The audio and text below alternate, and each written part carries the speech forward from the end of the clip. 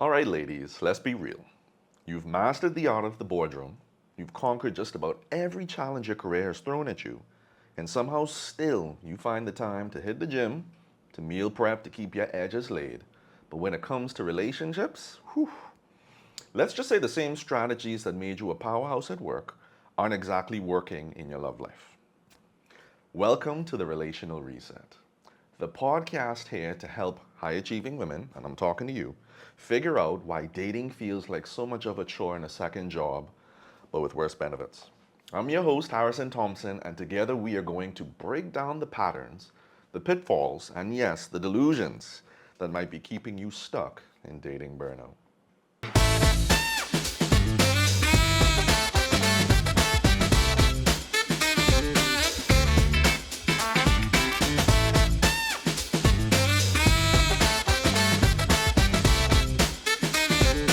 So, this first episode is something titled Personally Successful, Relationally Failing, right? Because as you know, I think high achieving women in all factors and facets of life, y'all do a great job. Y'all are graduating at higher rates with more degrees, more certifications. Y'all are now occupying higher echelons in the workplace.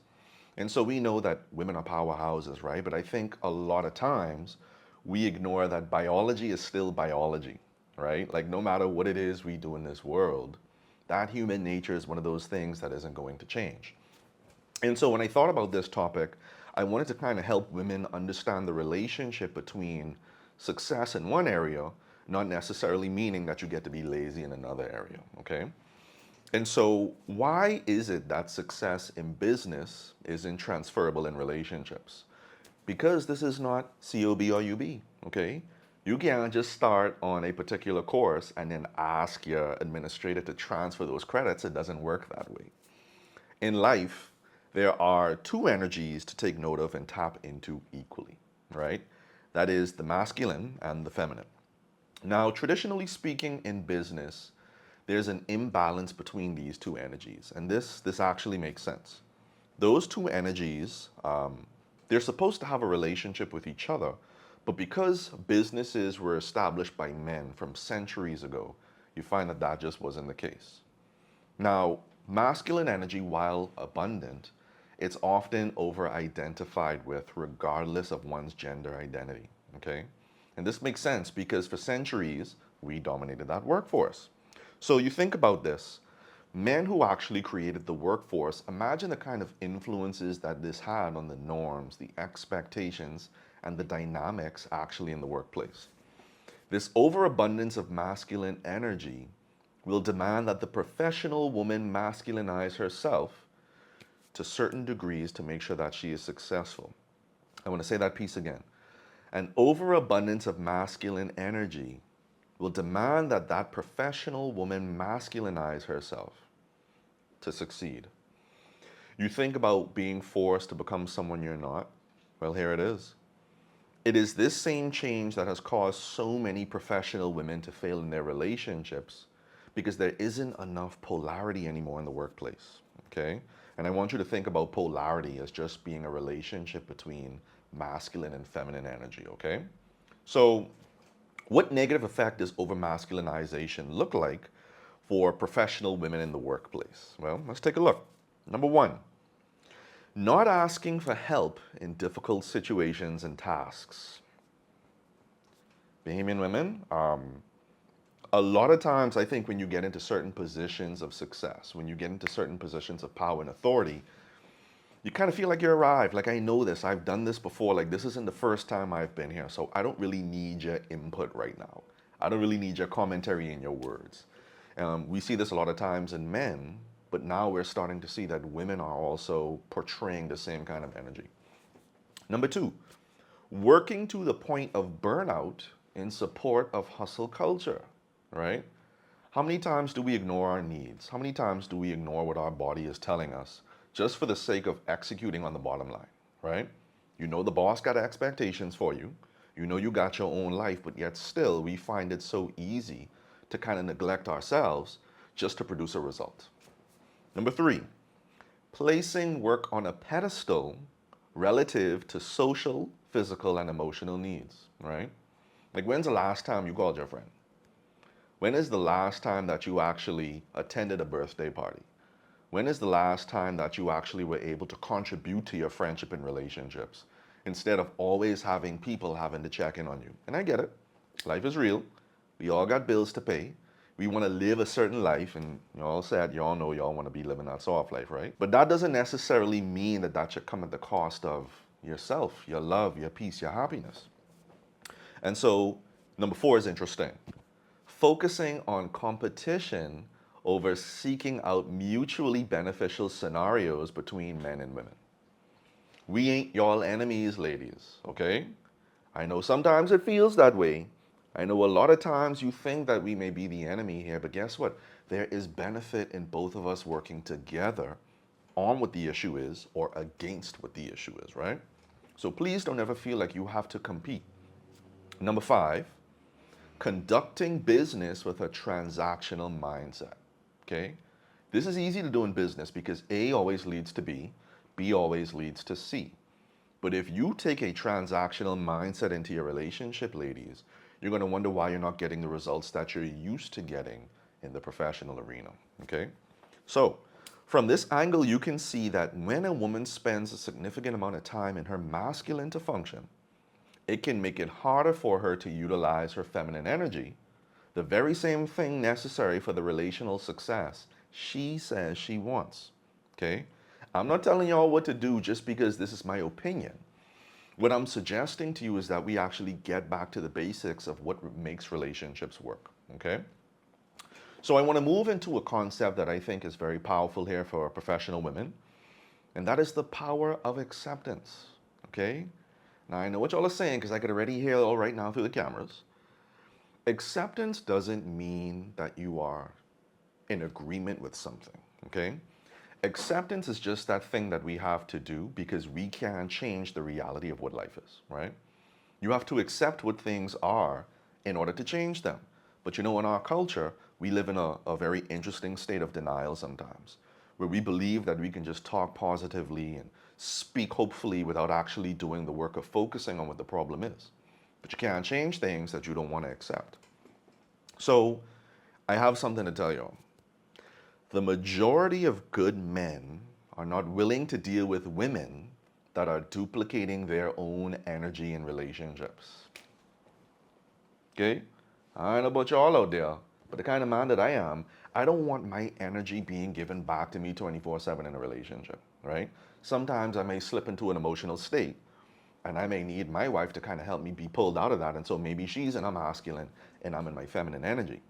But 80% of the time, a man needs to be able to look at his woman and feel that feminine energy being reciprocated to him.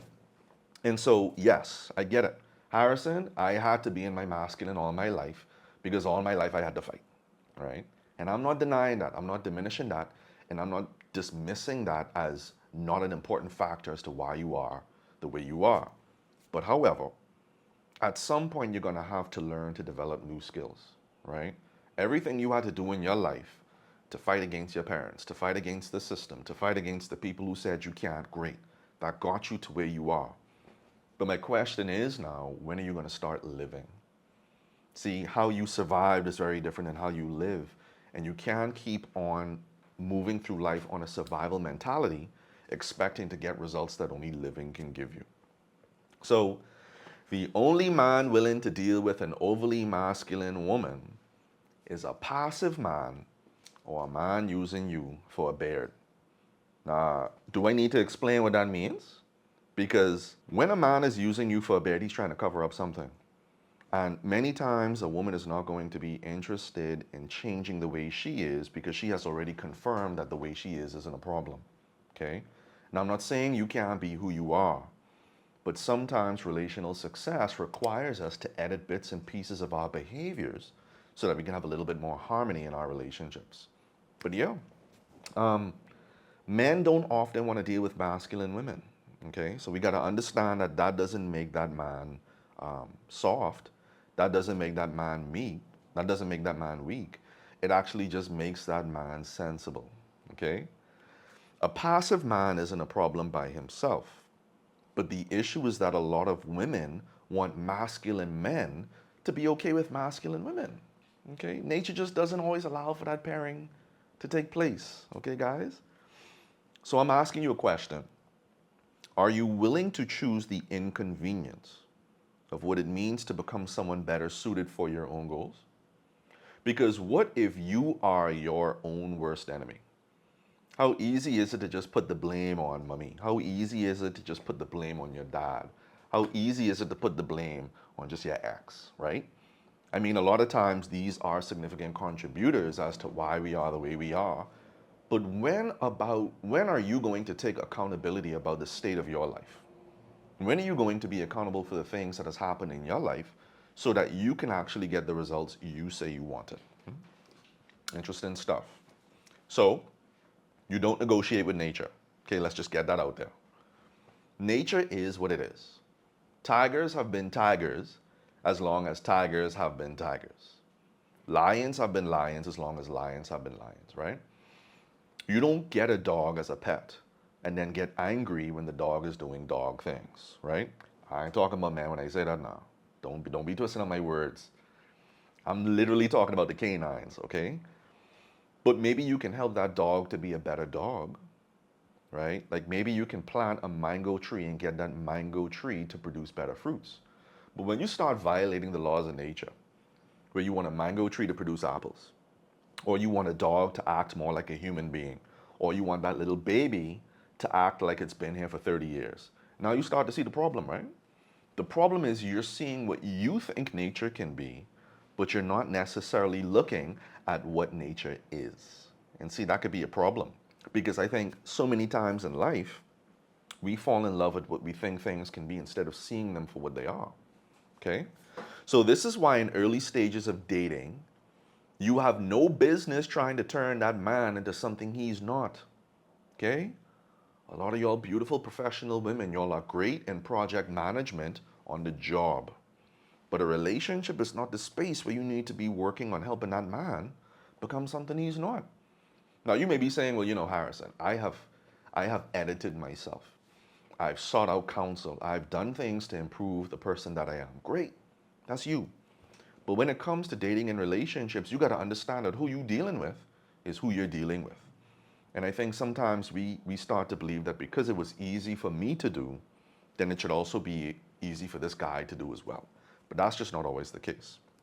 But however, this is important for another reason.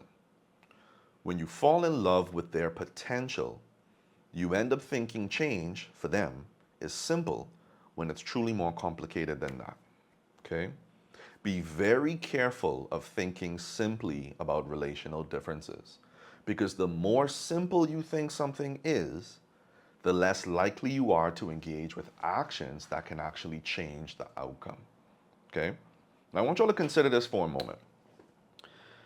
We usually sit down and prepare for the big things, right? Like if you have a big event coming up at the end of the month, you're sitting down, you're planning, you're meeting up with people to figure out how we're going to go about things. But when you think things are simple in your mind, you're less likely to be okay when you have to explain yourself, when you have to repeat yourself. Why? Because what am I repeating myself for if this is so simple? Why do I have to continually go back to this issue if this is something everybody should be knowing by now? And so what you're going to find happening is that because you're thinking simply about issues, you're starting to expect that this man, a being who is different than you, is also going to start thinking the way that you think. That's very, very dangerous, okay? Now, when you're in the dating space, you're not looking for a woman, ladies. You're looking for a man. And when you're looking for a man, you got to start understanding what men are.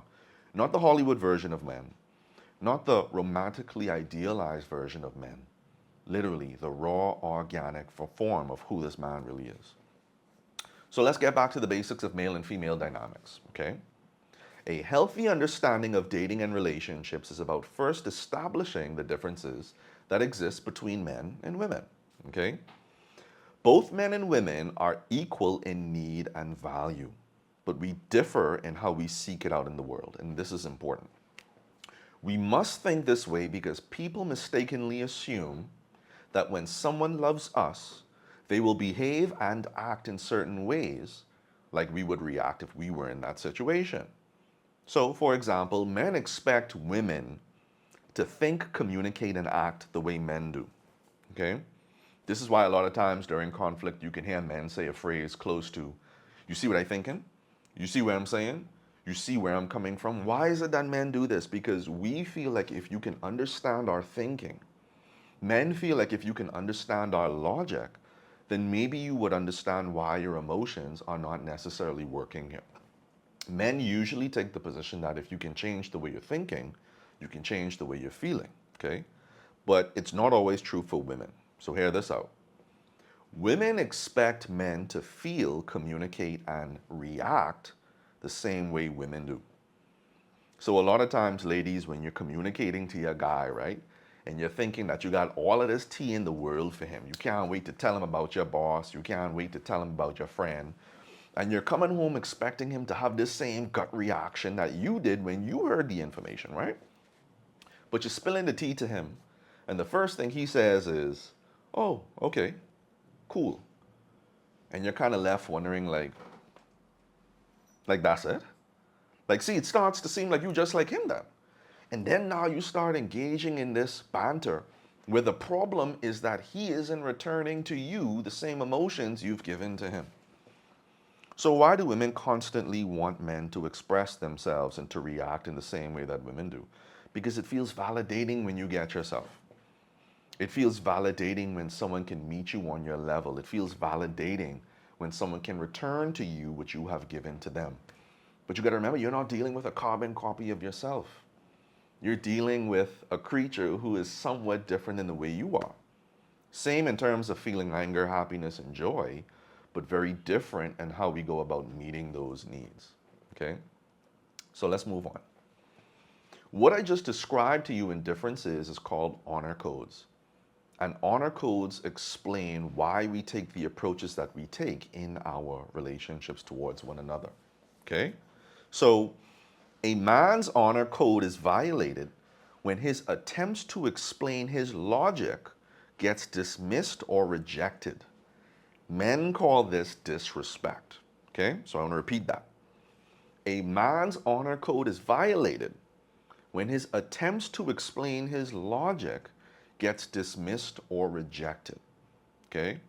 So I get it, ladies. Many times you are already looking at an outcome in your mind. You're already looking at an outcome that you think shouldn't be taking this long. And so what happens is you can become very rejecting of that man's logic. Okay? But you got to give that man space to actually have his thoughts be heard. You got to give that man space to actually have his considerations be taken seriously. Because if the first thing you do when a man presents his logic to you is to reject it, that man is going to start feeling like this isn't a safe space to be a leader in anymore. That this isn't a real safe space for me to have opinions in. And unfortunately, when a man starts feeling like his relationship isn't a safe space, he shuts down. He gets very brief with his words. You send in the epistles and he just replies with K. Like y'all been there before.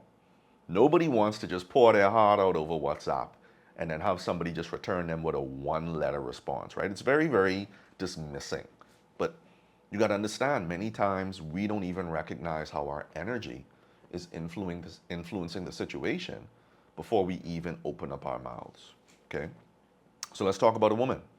Similarly, a woman's honor code gets violated when her attempts at emotional expression isn't received as valid or worthy.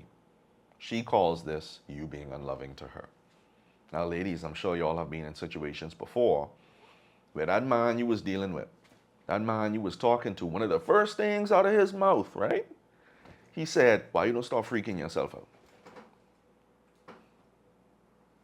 Why you don't relax?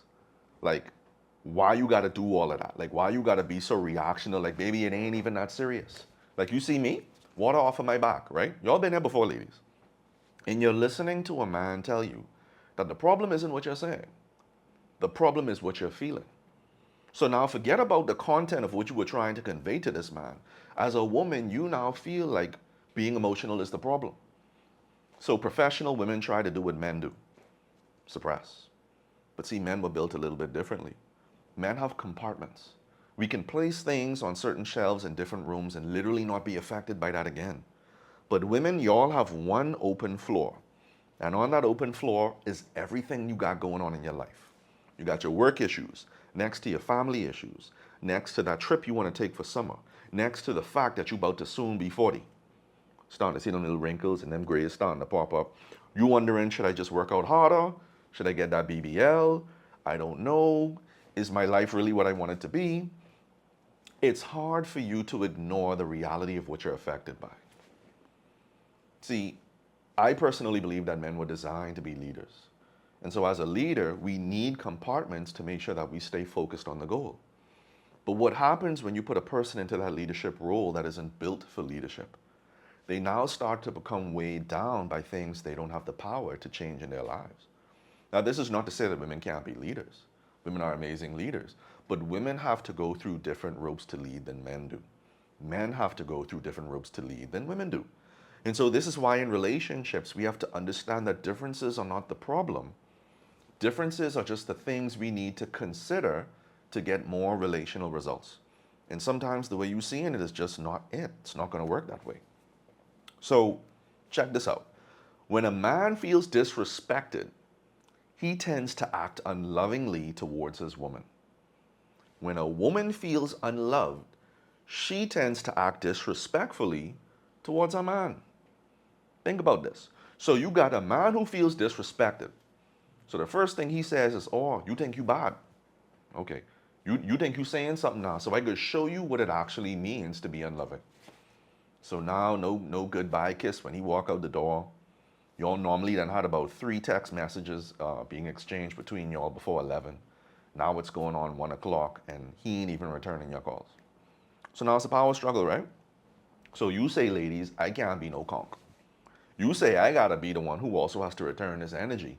And so now you trying to play like you tough too. You know you dying. You know anxiety is through the roof right now, and the only thing you looking for is for this man to just be honest with you. And I feel like what happens in that case, you start ignoring what you really need in order to pretend like you okay. So now you got a man and a woman pretending like they're okay, pretending like everything is fine, when in reality, things aren't things. So now, him just breathing a certain way is enough to pop your top. Now that woman just being a woman is enough to make that man run hot. And the things we should have been saying from Monday, we're now saying on Friday, but it's coming out with so much extra emotion. While truth is being delivered, there are some bullets attached to that truth. And y'all have been in those situations before where it's like, look here, I gotta say what I gotta say. This my piece. And that's fine when you a single person. But I don't believe a lot of y'all are trying to stay single, okay? I don't believe y'all are trying to be single with 25 cats for the rest of your life. Like, be honest. If you could trade them cats for one solid man, like, you ain't gonna do that right now? You know, like if there was like a little exchange machine where you could just kind of dump them in there and get your ideal man out. Look here, I'd do it. If I was y'all, I would do it too. So what I'm saying here is that we gotta understand the psychology of the other person, because in a relationship, you're now having to serve them so that you can serve yourself, right? See, as a husband, before getting married, let me say that, before getting married, I would meet my own needs according to how I need to meet them. If I'm driving to a fast food joint and I change my mind because I'm starting to smell another fast food joint, I'm going to where I now feel I want to go. I don't call anybody ahead. I don't let anybody know that the plans have changed. I don't have to consider anything outside of my feelings. But now that I'm in a relationship, I can't just do that anymore, right? I kind of have to communicate that, listen, there are some things changing right now. What's your thoughts? That I'm developing some new feelings right now. Could I get some feedback from you? Hey, I just kind of wanted to put you on notice that this is where I am at. I want to know how you feel about where I'm at. But this is what happens when we don't know how to respect each other's honor codes, okay? So, you cannot say you're ready to date and that you're ready for a relationship if you are not willing to be inconvenienced by the needs of the other person you are with, okay? I'm gonna say that again. You cannot say you are ready to date. You cannot say you are ready for a relationship if you are not willing to be inconvenienced by the needs of the person you are with. That means if you start making the problem the fact that they are a man, ladies, if you start making the problem, for the fellas who might be watching this, that that woman is a woman, that means you're no longer willing to look at doing the work to get the results you want to get, right? Relationships are hard work, and this is why many times we say you can't be lazy if you're moving into a relationship, okay? These are things you're going to have to start taking seriously if you say that you want to change your relationship success for the better, okay? So, when you're dating in less than ideal situations, I understand it can be difficult. Many times women talk to me, whether it's just out and about, and they say, Harrison, I can't lie. This dating pool, it's trash. The dating pool has pee in it. And I get that. But in 2025, you can't be swimming without the proper gear, without a snorkel, without goggles, without your wetsuit, and expect for everything to be okay. The problem is not necessarily the dating pool, ladies. The problem is that you're not learning how to swim through the dating pool. See, if you're at the point when you need to move through the dating pool to get what it is you need to get, you can't change the state of the pool, okay? Changing the state of the pool is for the generations who are coming on stream. But for us who are in it right now, we got to swim through this. Swimming through less than ideal situations is tough. Should it have to be this way? No. Is this always right? No. But it's the reality. And with it being the reality, we have to sometimes recognize that it's not always going to go according to our way. Yeah, you knew stories of women who started to date in their first try. They got engaged, right? On their first attempt, they found their Mr. Right. But those are the exceptions to the rule. I don't ever want you to feel like you're not getting the results you want to get simply because you're having to date more. Simply because you're having to think a little bit more critically on certain things. No. The reality is just that people have descended into such brokenness. Trauma has become so normal. We have had to do so much more things now to compensate for that when it comes to dating and relationships. So please don't ever feel like the work you have to begin doing in your own life, please don't ever feel like the inconveniences you have to start taking on is an indicator that you're settling, okay? A lot of professional women talk to me all the time and they say, Harrison, I don't know if I like this. Harrison, I don't know if this is something I want to continue doing. Harrison, I think I'm done. And I get that. But if you say you want to be settled, if you say that you want to be married one day, if you're thinking about children and you want to have those children in wedlock, you can't skip the dating pool. And ladies, that's a wrap on this episode of the Relational Reset, okay? I hope you got some real gems to take with you on this journey to thriving in love. And I want you to remember that relationships aren't always about winning, okay? They're about experiencing things. They're about growing and enjoying the process. So if you found today's episode helpful, or if it called you out just a little bit, do me a favor and subscribe, okay? Leave a review, leave a like, leave a share, leave a comment, because there may be a friend of yours that really, really needs to hear this, okay? So let's keep the conversation going. You can follow me if you want on socials at ht4real, or you can visit my website, harrisonhelps.com, for more insights, laughs, and occasional tough love. And don't forget to use the hashtag HarrisonHelps when sharing your thoughts, because I want to hear from you, okay? So until next time, keep showing up, keep growing, and most importantly, enjoy the ride. I'll see you all in the next episode.